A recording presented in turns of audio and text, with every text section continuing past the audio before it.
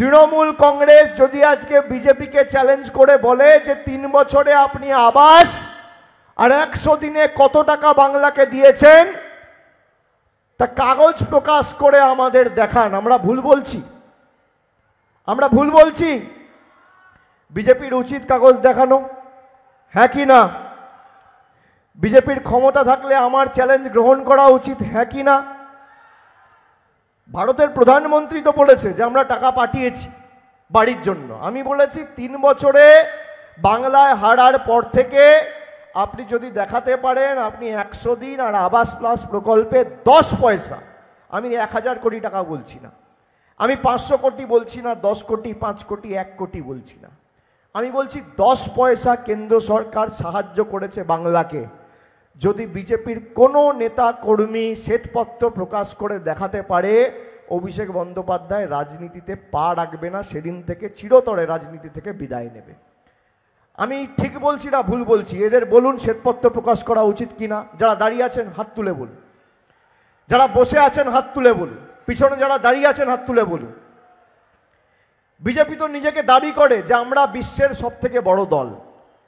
আরে যারা নিজেকে সবথেকে বড় দল হিসেবে দাবি করে, যাদের সাথে ইডি, সিবিআই, বিচার ব্যবস্থার একাংশ, সংবাদ মাধ্যম, কেন্দ্রীয় তদন্তকারী সংস্থা, নির্বাচন কমিশন, আধা সামরিক বাহিনী, প্যারামিলিটারি ফোর্সেস, টাকা পয়সা, অর্থবল যাদের সাথে রয়েছে, তাদের ক্ষমতা হচ্ছে না আমার চ্যালেঞ্জ গ্রহণ করার?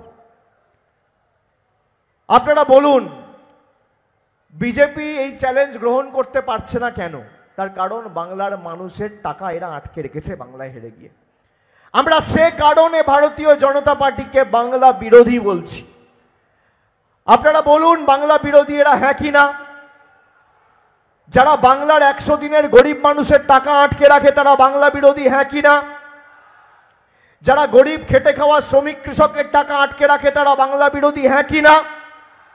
যারা বাংলা মানুষের পাকা ছাদের ঘরের টাকা, আবাসের টাকা আটকে রাখে তারা বাংলা বিরোধী, হ্যাঁ কি না?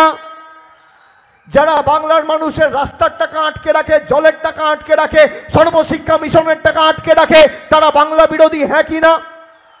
যারা বাংলা সংস্কৃতি নিয়ে কুরুচিকর মন্তব্য করে তারা বাংলা বিরোধী, হ্যাঁ কি না?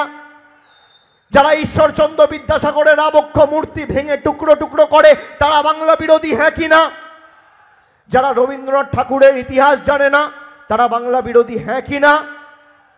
যারা স্বামী বিবেকানন্দকে বলে অজ্ঞ বামপন্থী তারা বাংলা বিরোধী, হ্যাঁ কি না?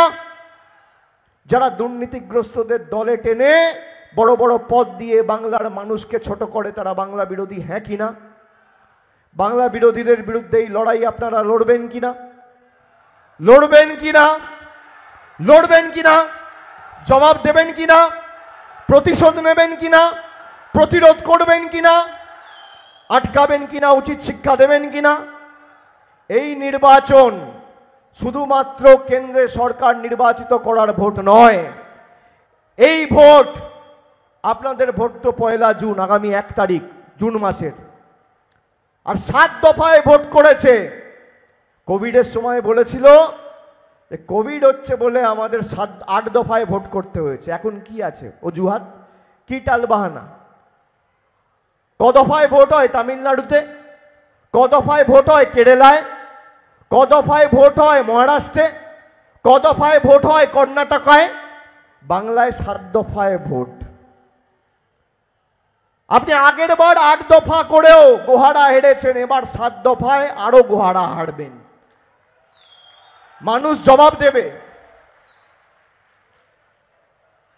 7 দফা 8 দফায় বাংলার প্রতি এই বৈমাতৃ সুলভ আচরণ, আপনাদের ধারাবাহিকভাবে এই বাংলা বিরোধী আচরণের প্রতিশোধ বাংলার মানুষ নেবে।